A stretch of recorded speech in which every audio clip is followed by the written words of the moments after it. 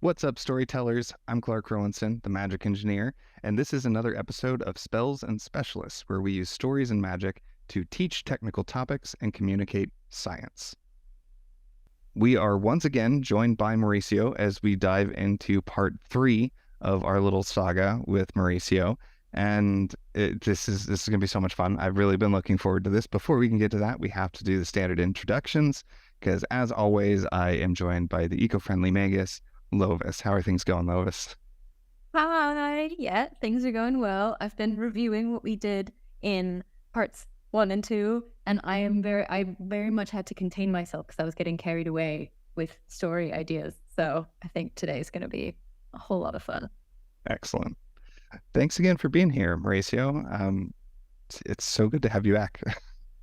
Thank you. I'm very, very stoked. I've been, waiting with bated breath for us to get some homework and some reviewing of our notes. And we talked about so much cool stuff. So I hope everyone enjoyed the previous episodes.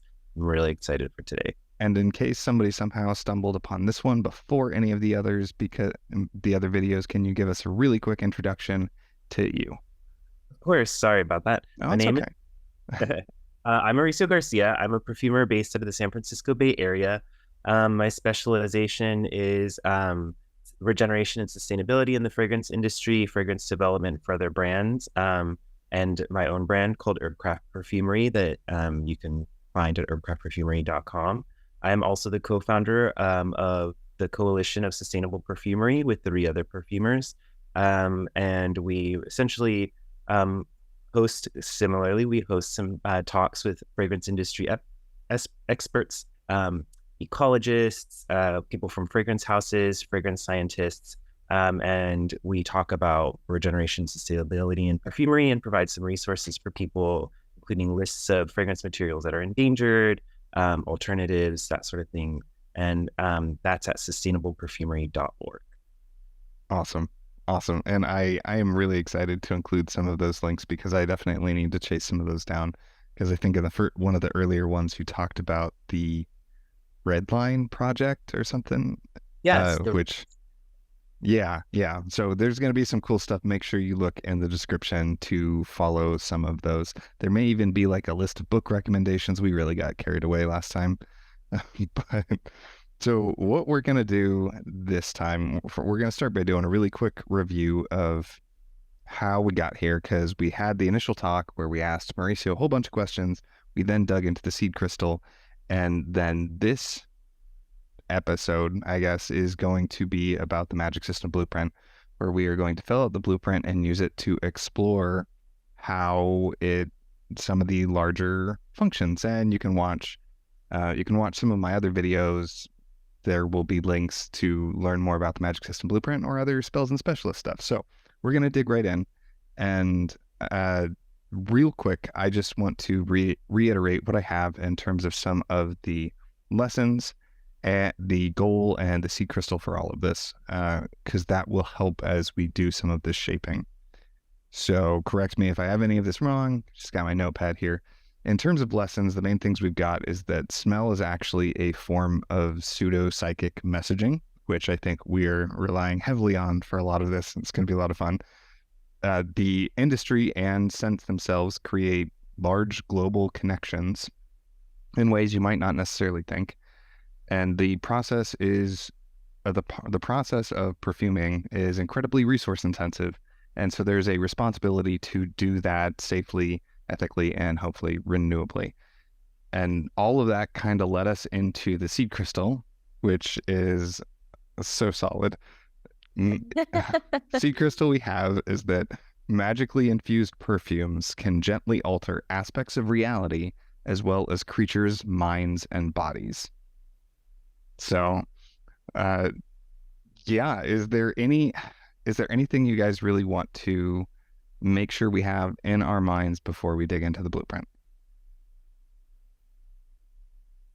No. Okay. I mean, the last time we pretty much skeletoned a story already, so we already have some ideas about how this magic system might be implemented. So if people are interested in that, definitely watch part 2. All right. Well, then we'll just jump straight to the blueprint. All right. So we've got the blueprint up, and we're gonna start digging through. Since we're already familiar with it, there's a lot to talk about here. So first off, we've got the hard, soft, rational, and You irrational. might want to share your screen there, Clark. Well, I can see it, so I don't know. We'll just look into the reflection in your eyes, and maybe we'll be able to work it out. How about now? Perfect. No? Okay. Okay, cool. All right. It's like, yeah, no, I've got it over here and it all looks good. I don't know what you're complaining about. Okay. I'm so demanding. Okay. All right. So we've got the blueprint up. I have the seed crystal input and just calling it perfume magic until we come up with something better, which we don't have to. And we can just kind of jump right into this. So I've got my own thoughts and my own assumptions, but where are you guys thinking in terms of the quadrant for the types of magic for hard, soft, rational, and irrational? And if you ever need me to clarify anything, Mauricio, just let me know. So yeah, where are we thinking in terms of this whole thing? Because if you guys aren't sure, I've got some thoughts. Well, it's interesting because technically, perfumery is in the like hard, the technical aspect of it is in the hard rational direction. Mm-hmm. The magic, and even our own emotion, our own individual and interpersonal reactions to fragrance are in the opposite direction. So that's kind of really interesting. Yeah. That's basically exactly what my thoughts were. You could be right in the middle of all four. So I was actually thinking it might sit somewhere around here. And the reason I was very thinking soft then. The reason I was thinking lower on the soft is just the sheer scale of what can be done.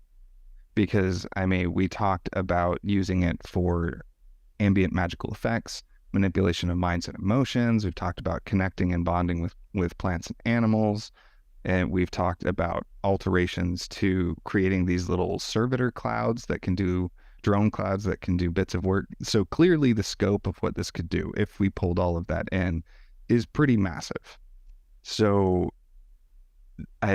there's not really going to be a point where I think we know the entire system. That's the main reason I was pushing it down to soft. I agree.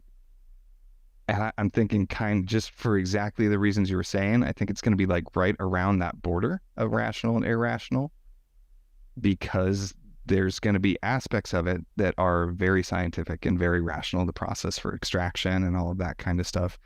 But then the interpretation and the interactions and things like that are going to be a lot more nebulous and uncertain, especially when there's any kind of manipulation of minds, or we talked about how the person can kind of be the last ingredient to making a scent really, really work. So I was having thoughts about that, right? I was like, well, there could be things where maybe the way that works is it will mildly alter the magical effects, or there's just magical effects that don't work on you if it's delivered through a certain perfume and you need your own custom perfume.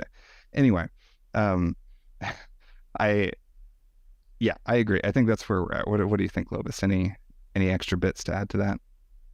No, I'm pretty much on board. I think I would have put it further up towards hard just because of what Mauricio was saying with the technical aspect being fairly well understood, but the effects of it being quite soft. So I don't know if I would have put it all the way down there, but I'm on board with what we're talking about. Okay, well, we'll move it up a little bit then. And this does give me an opportunity, something that I haven't had a chance to talk a ton about on my YouTube channel or in any other places. A lot of times people will want to do a rational system and they will ask, well, how do I build the rules? And this has come up multiple times and I've never actually talked about it. One of the easiest things you can do is hijack rules from things you already know. And that's what we're doing here, is we're taking everything Mauricio knows about scents and perfumery and forklifting it and dropping it straight into the magic system. So if Mauricio were to go off and write the story, he could write this highly rational where people are very technical and detailed of like, I know that these kinds of scents are going to blend and do these sorts of things, and we need this process over here and this process over here, and it works best with people up in this area of the country based on their diet and not so well down in this area. Like, he could do that just by taking the knowledge he already has. So if you want a rational system, see what structures you can steal for your own magic that you are already an expert in. That's just a really big recommendation that I don't get to talk about a ton. Okay, off the soapbox. All right, so transference. This one could be interesting. What are we feeling about transference? Well, it's interesting because it's the magical effect that is kind of shared, right? But also, if it's a perfume, you can give it to someone and they can use it. That was kind of the point of, we had an industry that's producing a product that somebody could buy and then use. Therefore, transference, I would imagine, would be quite high.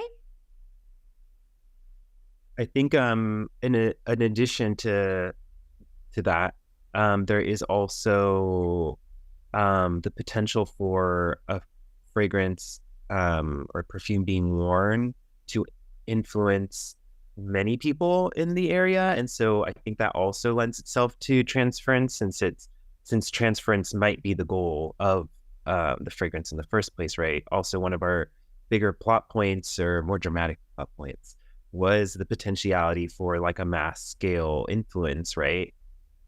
So I think that, yeah, I agree. I think it's a little more to the right than it is to the left. How do we do, Clark? Hang on, Photoshop is freezing. There we go. Yeah, no, that's more or less the vibe I'm getting. Like, we haven't really talked. We don't know. We said perfumes infused with magic. We don't really know what that means yet at this stage in the creation process. So the actual infusion, we're not sure. But the proliferation of magical effects absolutely is extremely high transference. And then depending on what you look at, there's going to be parts that are more nuanced, like dealing with the familiars and that kind of thing is probably going to be more limited based on just the fact it sounds like that's going to require a certain level of knowledge in order to do that. So it wouldn't be as simple as, here, take this perfume, spray it on your pet bird, and now you're bonded, right? Or spray it on your pet plant, and now you're bonded. It wouldn't be that simple. But yeah, no, I'm thinking we're kind of dealing with magical technology here, basically, with how we had talked about it. So there's a magical process that is then fueling a technological functionality and technological movement. So that tracks perfectly for that kind of thing. So what about prevalence then? How are we feeling about that? That will influence our story a great deal, won't it? Yes, all of these have like ripple impact, like big ripples in your world and your story and all of that kind of stuff. That's why I ended up building the blueprint the way I did. Well, if we want to borrow from perfumery, it's again an interesting kind of juxtaposition, because almost everything is perfumed, right? Like, we have those weird smelling garbage bags now, and like those things are touched by a perfumer. But at the same time, not a whole lot of people necessarily understand scent or fragrance or magic.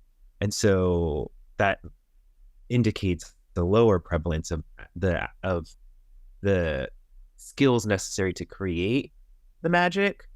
So maybe we borrow, like, again, where most people have exposure or knowledge of, but the people capable of executing are a smaller group.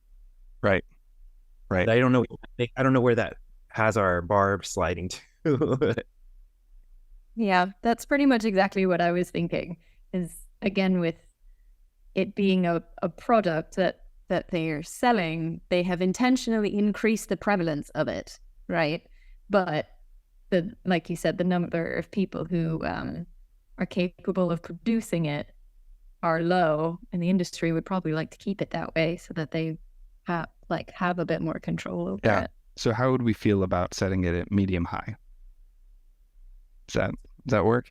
And we've been doing a lot of things unorthodox. I'm using you as a guinea pig for a number of process changes, Mauricio.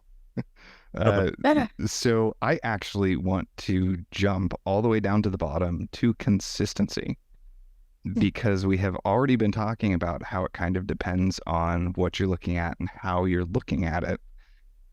And that's what consistency is. So I think we've all kind of been stating that the consistency is probably like closer to medium low, right? Because it depends on how we want to look at it. And it's going to change radically whether we're looking at a average person of society or whether we're looking at a perfumer character or whether we're looking at somebody in different types of industries and things like that. It will change drastically how rational it feels, how soft it feels, how prevalent it feels in their life. All of this is going to change a great deal depending on where you are and who it is, right? And I love this. And even within the magic system, there's going to be the parts that are highly technical and the parts that are less technical. They could be technical one day, but currently they're much less technical. So I don't know. Do we think medium low or like all the way at low? Well, also, if we are also talking about how non-human beings produce scent, so like plants and things, so that's also a potential for magic within the plot, or magic within characters that are non-human. That's very different than like a servitor constructed to execute something for a government entity or for a right. So yeah, that totally, like, even though it's magic that is like, saturating this world, it certainly becomes less consistent in terms of like how evenly it's applied or how it shows up. Yeah, I'm getting such strong vibes from things like Tad Williams' War of the Roses or Earthsea. And anyway, okay, so that's consistency. I think the next one that I want to talk about, because it's just been on my mind a lot, is reliability. So if people mix the same ingredients and go through the exact same steps, how repeatable are the results? That's a good question. How do we want the magic? Do we does it require some sort of ritual element, or is it mechanical? But then if it's mechanical in the sense of like say you have a formula and you put it together and the formula has the magical result that you want, then that kind of implies that magic saturates everything in this world, right? Because they're carbon molecules, and so are we, and so is everything. So that's kind of interesting to think about. If someone can just put it together and it works, then it means that this magic is saturated into the world. But if it requires a more technical, some kind of technical process, then it would be less reliable, right? Because then you're like conjuring some kind of servitor out of hot, spicy, spices and things. Like, what, could you cause like an accidental fire or something instead of this like warming or heating or protective being that you're trying to, like that could be it could be a fun part, and maybe that's why people are wary of dabbling or something. Yeah, because they also, sorry, what were you saying? And the other part of that is kind of what I was mentioning before. We talked about your own perceptions and your own chemistry potentially having an impact on stuff. How much does it impact that? Is that only going to be specific types of magical effects? Like, is that only ancillary environmental effects? Is it only when you apply it to yourself, right? So is it who the perfume is applied to that affects it? Or is it we haven't dug into that at all, but. And I know Logan really liked that aspect of that kind of like how it can be individuated. So maybe it's something like the fragrance has, and this is a little more in line with the way perfumery works. It's like we create the fragrance, the structure of the fragrance, and we test on skin and on different people's skin to see how the fragrance smells and make sure that it smells good kind of across the board. But there could be just natural resistances to things from people's lived experiences, either from like emotional ones or physical ones, because that totally ties into people having individual unique associations with smells in real time. Yeah. What are you thinking, Lovis? Yeah. I'm definitely on that track. I did really love that, like, the effect of it is influenced by your own skin chemistry, your own immune system, what you eat, where you live, what you've experienced in your life. Therefore, reliability would be quite low. But I also think it would be a really cool story aspect because we talked in part 2 about this mind fog that the industry is releasing or the government is releasing, right? And if the purpose of that was to encourage conformity so that everybody is the same and thinks the same, then it would probably reduce the variability between people. But of course, that has negative consequences as well. And then in terms of building your society, if you want to put out a product that you want to work on the majority of people, then you almost impose a norm, right? So you decide who it works for, and those people are the norm, which inherently other people. Who's your target audience? Yeah. So, you know, it has a whole bunch of story consequences, which I like. So Yeah. It's funny because a lot of these dials I kind of see as like changing over the course of time. So, So reliability itself of the magic system used to be low, but maybe now it's a bit higher because it's been industrialized. And that's part of why I wanted to tackle consistency earlier, because with consistency that low, we can have a rather wide range on experience with this.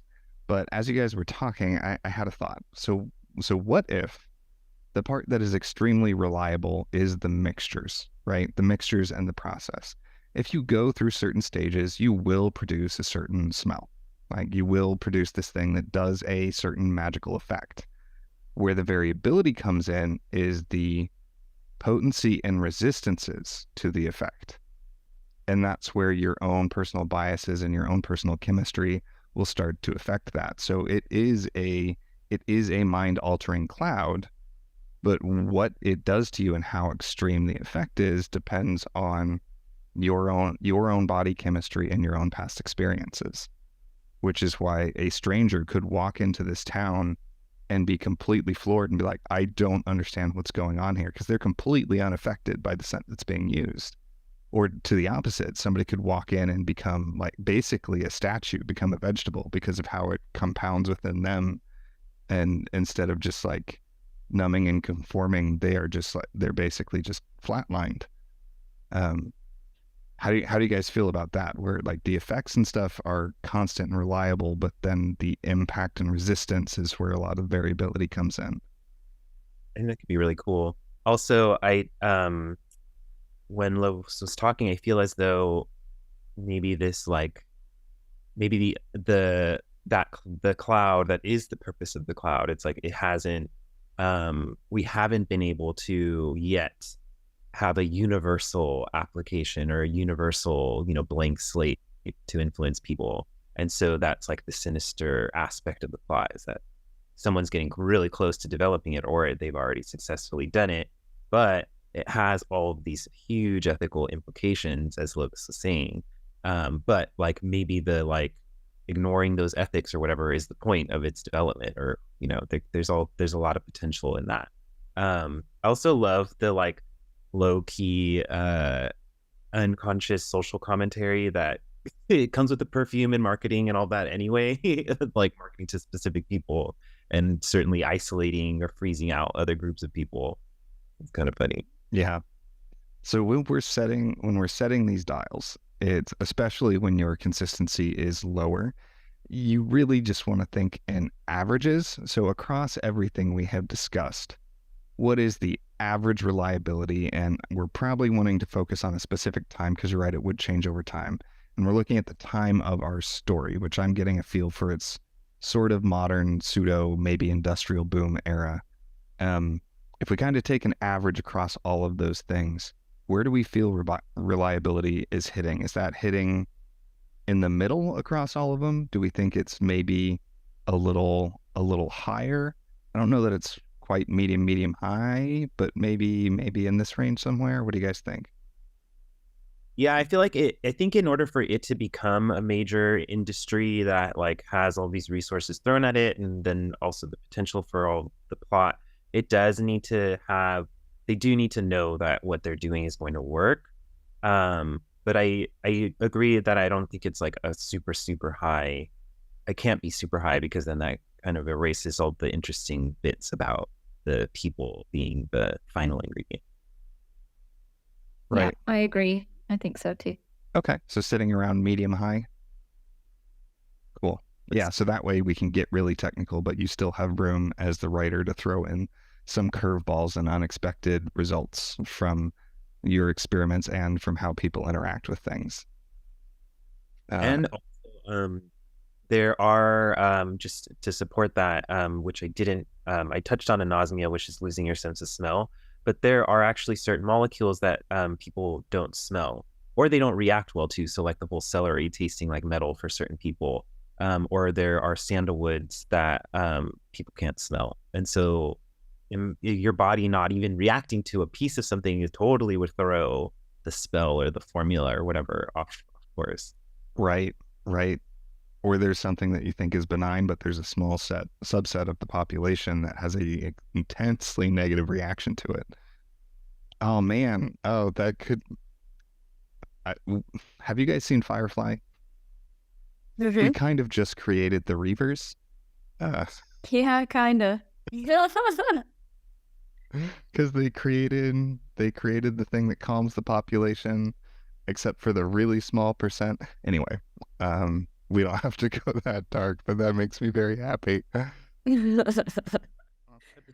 That right, and yeah, like even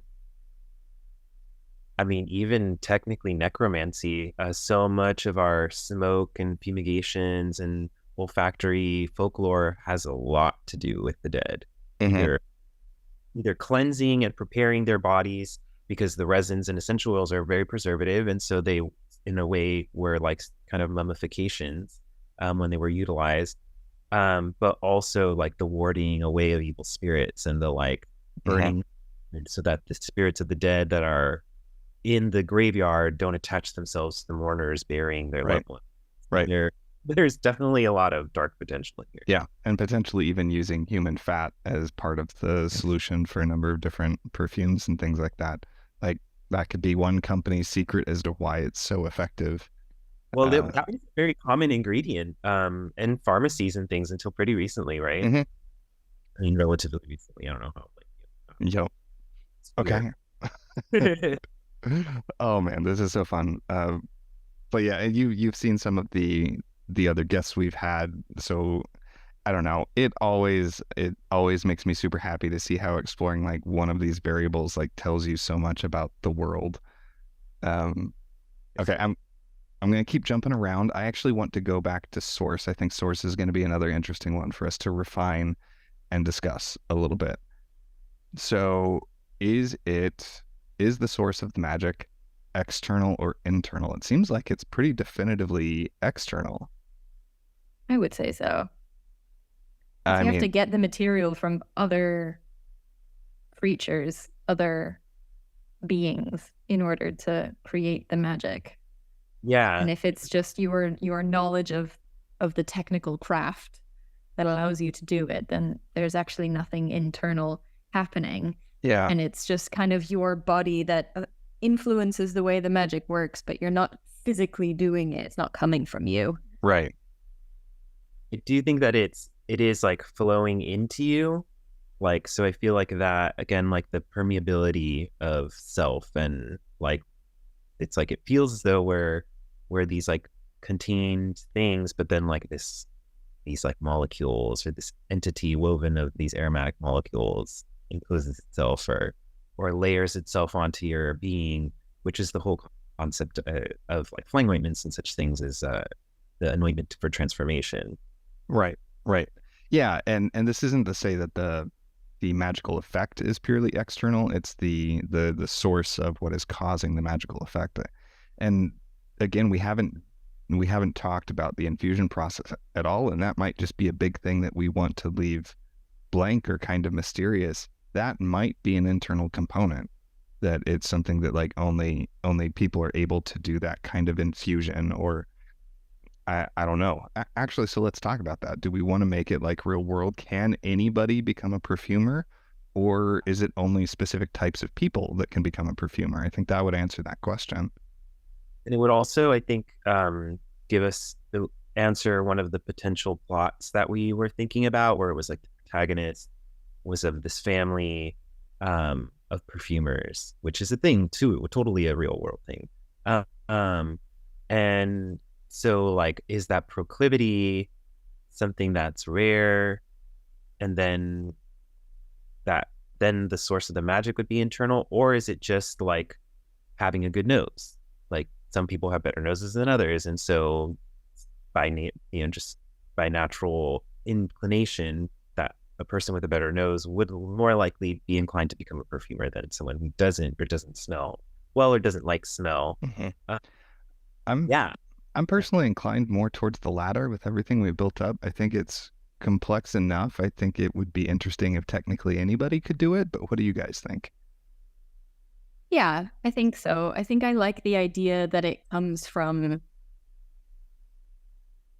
natural like plants and animals and stuff, and that people actually have very little to do with the production of the magic necessarily. I mean, I think, or maybe a better way of saying it is that I think it mirrors a lot of maybe some of the topics that we want to talk about and communicate about, that we have kind of taken advantage of something and industrialized it without, actually having any part in it. Yeah. Awesome. So that brings us to the second dial, which is whether the source is finite, renewable, or infinite. It seems like we are like definitionally dealing with renewable. 100%. Okay. But the core of half of what we want to talk about. Yeah, like the whole point is like you want to do this in a sustainable way, and that would require it being renewable from the start. Yeah. And I also think, just one more note on the source being external, because we're having these aromatic familiars, right? And I like the idea that they have to give you something rather than you taking something. So like having these familiars is like that the magic still comes from them, but they like give something to you. Yeah. And that would reinforce the renewable thing, because you have to care for the familiar that you've got. Right. You have to recharge them. Yeah. Because I was thinking about those too. There's a lot of fun things you could do, because those guys kind of come from the whole altering aspects of reality. So I was thinking of it being like you create basically a little heat cloud that just you keep it contained, and it just radiates a ton of heat. And anyway, fun stuff. So then what about flux? Because flux is the change in prevalence over time. If we look at our own history, and how we've been talking about things, it seems like that should definitely be positive, like it is on the rise. Do we want to mess with that at all and potentially say it's in decline, or maybe it's stagnated? This is also an interesting one, isn't it? Because the use of it might be increasing, which actually means that the source of it is decreasing because we're using it up. But the prevalence of people having it might be. And I think that's what we want to focus on, because it's supposed to be the prevalence of like the manifestation of the magic. Okay. So is there a reason we don't want to do positive? Because I mean, if we did negative, that would lead to a very different story, right? it could lead to a series of very different stories where somebody is trying to save an industry, save their family company. Like that could be, if you wanted to do it more localized, that could be a very interesting story where the materials for their trademark perfume are running out. And so now they're in decline, and it's in decline in this whole region, and they have to find some alternate way to do it and save their family, basically. Yeah. But that goes back to the source of it being in decline, right? Yeah, the source of it being in decline. But yeah. So do we just want to stick with positive for now? That's kind of the. We could go neutral and do both. But like, That's it's true. positive on this like industrial scale, using advanced techniques and being, this like mechanized kind of production. Right. Whereas the smaller businesses that are still using old world techniques and are maybe doing it a bit more naturally, more ethically, those could be in decline. So Right. it could be a way to make it more complex. Yeah. I like that. Because flux is about the net change, right? Not just whether there is change. So when you define your parameters, it's whether the amount coming in is same as the amount going out. And I think if we're looking at this in terms of human society as the box, like a very nebulous box, I think that would definitely be neutral, as parts of it are dropping and being lost, parts of it are going up. But overall, it's kind of stabilizing, which would lead to this sort of false sense of stability that might be all too real given what is happening in our world right now, right? Where it's like, oh, everything is okay because overall it's neutral. Because but when you look in detail in certain places, then you really see you see like, well, it's in detail because this is way positive and this is way negative, and those are both problematic. Okay. Oh, this is okay. Cool. Naturalness. We're down to some of the last ones. I don't know. Is that going to be anything except high to medium high? Yeah, right. Because it's like where it's of nature, right? And it also draws so strongly on us being of nature as well, and having these organs and neural connections and things that are, and magical connections in this world. Yeah. You depend on to reply or respond or interact with these compounds and spirits and things. Yeah. It seems to me like the least natural part would be those kind of the drones we had talked about, or like the reality altering pockets, right? Where you create a perfume where within it aspects of reality are different. That would be lower naturalness, but or I think unless it's like, so that, I mean, that sense of drawing someone into like your world, your bubble of reality, with what you're anointed with, was very inspired by like flowers like night blooming jasmine and night blooming tuberose, where they're like these spooky flowers and you can't like help but people used to be afraid of them because they thought that those beguiling narcotic scents were like spirits trying to draw them and prey upon them. So like there's always been that kind of association of spooky nightimeness with these reality establishing scents. So maybe that's like a magic that certain plants have, and people like are whatever wary of those plants, or like, or there's like, I use this night blooming jasmine fragrance to like seduce my dates because the plant does that in real time in real life or something. Yeah. That could be really fun. Yeah. Like there's a type of grove that, and when it's blooming, right, gravity works different or something like that. Oh, okay. No, yeah, I dig that. Plus, with our lower consistency, we do still have some wiggle room for that. But yeah, just how we're talking about this, like all of this high naturalness. What about ease of use? What are you guys feeling for that one? Considering how much technical knowledge you need to be able to produce the perfume, I would err on the side of low. But then once you have the perfume, using it becomes very simple. And then there are, if we kind of bring some like the folk methods in, then like that's also a way for people to access that's like kind of like more, I guess, more of like a folksy, I suppose, compared to industrial. Yeah. All right. I'm gonna deviate from my standard little 5 place marks and put it there. Because and now if we wanted to fill out the blueprint again, because you can. I mean, I really brushed over perspective on this because we're taking this from the creator perspective. That's what we're doing. We're creating the system. You can narrow in on aspects of the system or aspects of the world. So if we really wanted to hammer some of this out, we could look specifically at the perspective of somebody creating, like just the process of creating perfumes. And then saying, like, if we're looking at creating perfumes, how easy or hard is that? Way low. But then we went like a general person using perfumes. That's not, I'm not going to say that's high because we have the reliability issues, but that's going to be much closer to medium high. So you could dig into those different viewpoints of how it all works. Yeah. Okay. Well, I mean, that's pretty much it. So Is that the fastest we've done that? I think so. It feels like we've done it in record time. I think so. And we're gonna have to keep experimenting. I am curious how much of it is from us jumping around the way we did and how much of it is from us doubling down to make sure we were approaching from the direction that worked best for you, Mauricio.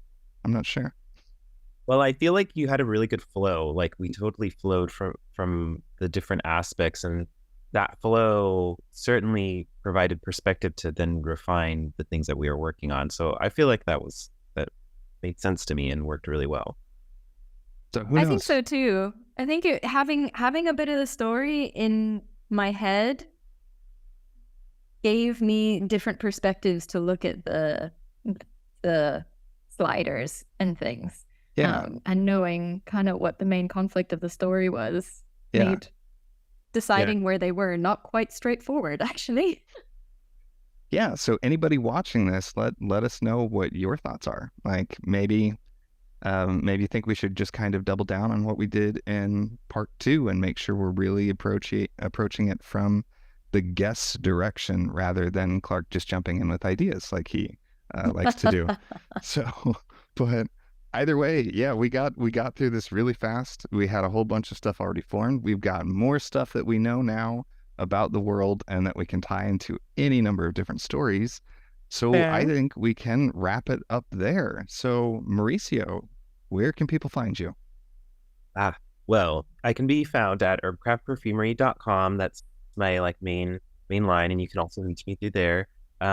If anyone wants to email me any questions or maybe wants a more specific book than our reading club list will provide, you can reach me at Mauricio at herbcraftperfumery.com. Super simple. Feel free to shoot over an email. I'm also on Instagram at herbcraft.perfumery and at Petaled Serpent. So those are my 2 handles. You're welcome to shoot me a line through there, check some stuff out. We've got some fun stuff usually going on, including workshops and classes. So if anyone wants to get their hands smelly, I've got some stuff coming up, which will be really fun. But yeah, this is so cool. This is definitely a highlight of my week. Awesome. Aww. Well, thank you so much for being here. If you guys haven't already, please do take a second to like, subscribe, and hit the notification bell.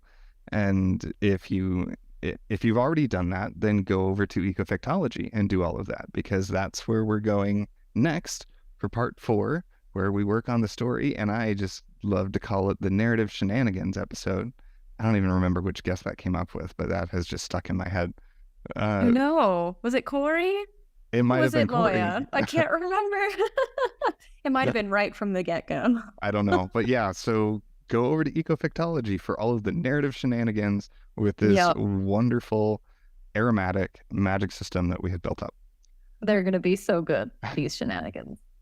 So thank you so much for being here and enduring another long form video. And whatever you do, I want you to get out of here and keep writing and stay awesome.